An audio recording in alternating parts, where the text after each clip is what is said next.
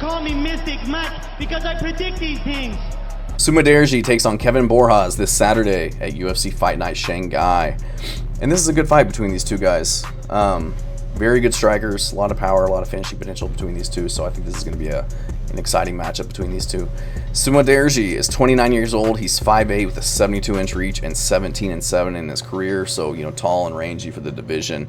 Southpaw striker, has a really snappy jab, great calf kicks on southpaws. We saw that against his fight against Mitch Raposo. His last time out, he slips punches well, has really good defense, really good head movement, just a very slick striker, mixing up his targets, mixing up his attacks, his leg kicks, his body shots going to the head. Really good counters, good defense, good chin, and great cardio. Can push a high pace, but a lot of volume out there.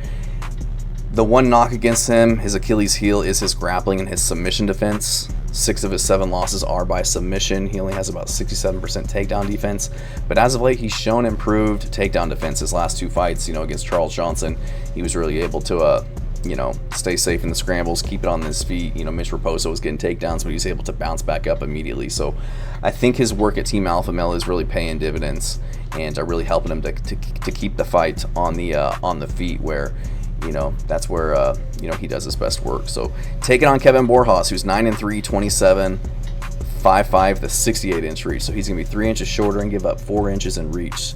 Kevin Borjas, again, really good striker, light on his feet, very bouncy, strong kicks to the legs, stabbing, front and teep kicks to the body. Very fast and powerful 1-2. Had a really good jab against Joshua Van. Was hurting Joshua Van in that first round too. I think he even dropped him. So keeps his hands high, good defense. Does raise his chin at times when he's backing up, which is concerning, especially against somebody like Sumudaerji, who's going to have the range and maybe not the speed and power. I would say they're pretty even, but he is going to have the range advantage. He throws straight punches, so that is a concern of mine. Kevin Borjas coming off of a very impressive performance against Ronaldo Rodriguez. Had him out in the first round, it looked like, but Rodriguez has just got a crazy chin, and had a really good performance. I picked against him in that one, thinking that Ronaldo Rodriguez would be able to get the win because he looked like such a good up-and-comer. Before that, lost to Alessandro Costa, who's able to get him to the ground, TKO him from back mount, and then lost to Joshua Van. Had a really good first round, like I said, but then started to fade and kind of get beat up in rounds 1 and 2. So both these guys looking to keep it on the feet and not really work any kind of type of takedowns or jiu-jitsu. So I think this is going to be a fun one, but very close fight. I'm not sure what the odds are. I imagine it's pretty close, but I'm going to go with Sumudaerji in this one. I feel like you have to grapple and be able to wrestle to beat something like Sumudaerji, and I just don't think Borjas has the type of wrestling and jiu-jitsu to really threaten Sumudaerji and get him to the ground. Sumudaerji is going to be the bigger guy, 3 inches taller, 4-inch reach advantage. I just think he's the tougher guy too. I think he's got a better chin, better defense. I think he'll be able to handle Borjas' leg kicks, his 1-2 down the pipe, and I trust him to be able to push 3 hard rounds. Borjas tends to throw with a lot of power, especially in the first round, and he can start to kind of slow down like he did in the Joshua Van fight.